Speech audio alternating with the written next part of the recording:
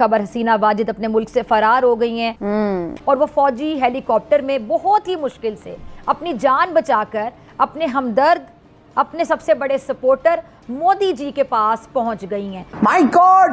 लगता यही है कि कुछ दिन को के भारत के मीडिया ये खबरें फैला रहा है कि शायद वो फिनलैंड चली जाएं, चाहे शायद वो यूके चली जाएं, लेकिन मेरा अपना ख्याल यही है कि शायद वो कुछ दिन, आज की रात तो कम से कम दिल्ली में गुजारेंगी। उसके बाद कल क्या होता है वी डू नॉट नो, लेकिन भारत बहुत परेशान है। भारत इस वक्त इस कदर परेशान है कि उनको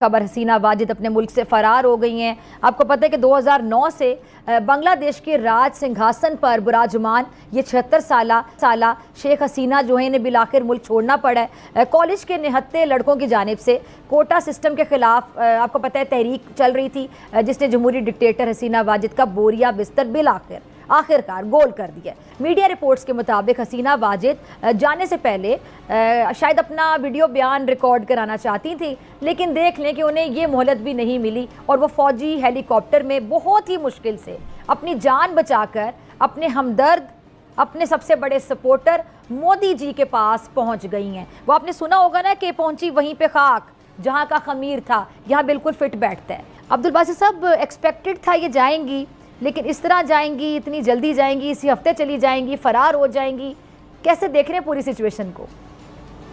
जी बहुत शुक्रिया Fiza for having me on your show. आज हम यौम इस्तेसाल कश्मीर भी मना रहे हैं और दूसरी तरफ आई एम श्योर बांग्लादेशी यौम निजात मना रहे होंगे, क्योंकि जिस तरह आपने बिल्कुल अपने इब्तिदाई में सही कहा, बज़ाहिर तो वो लगती थी कि डेमोक्रेटिक हैं, लेकिन वो एक अथॉरिटेरियन माइंडसेट के साथ रूल कर रही थीं और ऐसे लोगों का फिर बिलाखिर यही अंजाम होता है। बहरहाल शेख हसीना चूँकि डेमोक्रेटिक खातून नहीं थीं तो भागकर वहीं गईं, जिस तरह आपने कहा जहाँ का खमीर था, तो भारत ही उनकी पनाह गाह है। अब देखना यह है कि आगे वो क्या करती हैं।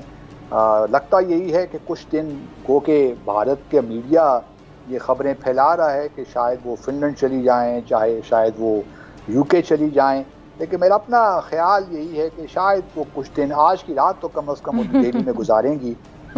उसके बाद कल क्या होता है वी डू नॉट नो, लेकिन भारत बहुत परेशान है। भारत इस वक्त इस कदर परेशान है कि उनको समझ नहीं आ रही कि वो किस तरह रिएक्ट करें। तो I am waiting for the ministry for external affairs कि वो बताएंगे कि वो क्या रिएक्शन उनका आता है, क्योंकि इस वक्त एक मुश्किल सिचुएशन में तो भारत आ गया है, क्योंकि उसने पिछले अगर देखे जब से शेख हसीना आई हैं, उनकी कोशिश यही है कि वो बांग्लादेश को अपने सैटेलाइट स्टेट की तरह ट्रीट करते रहे हैं।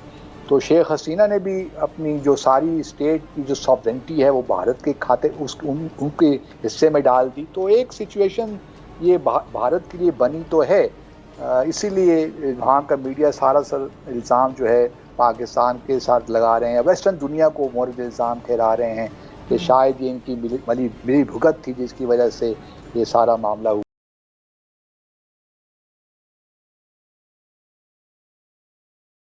अच्छा, आपने बड़ा आपका सेंस ऑफ ह्यूमर मुझे बड़ा अच्छा लगा। आपने जो कहा कि आज की रात तो एटलीस्ट वो भारत में ही रुकेंगी, अब कल सुबह या कितने दिन बाद वहाँ से कहाँ जाती हैं ये खबर सामने आ जाएगी। आपने कहा भारत बड़ा परेशान है, उनका मीडिया भी, अगर आप उनको अभी सुन रहे होंगे, आप भी उनके चैनल्स को देखा होगा, तो वाकई बड़े परेशानी नज़र आ रही है। लेकिन अब्दुल बासित साहब, ये बांग्लादेश को तो भारत ने खुद अपना बेबी बनाया हुआ था। हसीना वाजिद साहिबा कहाँ से डिक्टेशन लेती रही सबके सामने, और आज ये दिन भी इनको देखना पड़ा। तो मोदी ने तो खुद को, आपको याद होगा कि बांग्लादेश की आज़ादी की लड़ाई में उन्होंने कहा मैंने हिस्सा लिया था, ये इतराफ़ नरेंद्र मोदी खुद कर चुके हैं, आपको पता होगा। अब इतना परेशान हो गया भारत। ये तो देखा होता ही है ना, क्योंकि जब मोदी साहब ने विजिट किया था बांग्लादेश 2015 में, तो उन्होंने डंके की चोट में ये कहा था कि मुक्ति बहानी इसने आपने कहा हमने बनाई, और हमारा बांग्लादेश की सोक और आज़ादी में बहुत बड़ा एक अमल दखल है। तो बड़ी इंटरेस्टिंग सिचुएशन डेवलप हुई, क्योंकि वेस्ट बंगाल की जो चीफ मिनिस्टर है ममता बनर्जी, उन्होंने जब ये सारे हंगामे हो रहे थे बांग्लादेश में, तो उन्होंने कहा कि जी जो भी बांग्लादेश से शेल्टर लेना चाहता है हम उनको शेल्टर देने के लिए तैयार हैं।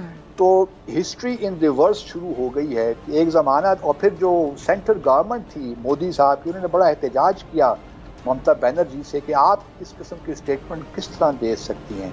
हम तो बिल्कुल वेलकम नहीं करते। और फिर बांग्लादेश की जो मिनिस्ट्री थी उन्होंने ख़त भी लिखा भारत को कि जी देखिए ये ममता बनर्जी यहाँ पे टेररिस्ट और एक्सट्रीमिस्ट जो एलिमेंट्स हैं उनको इंसाइट कर रही हैं।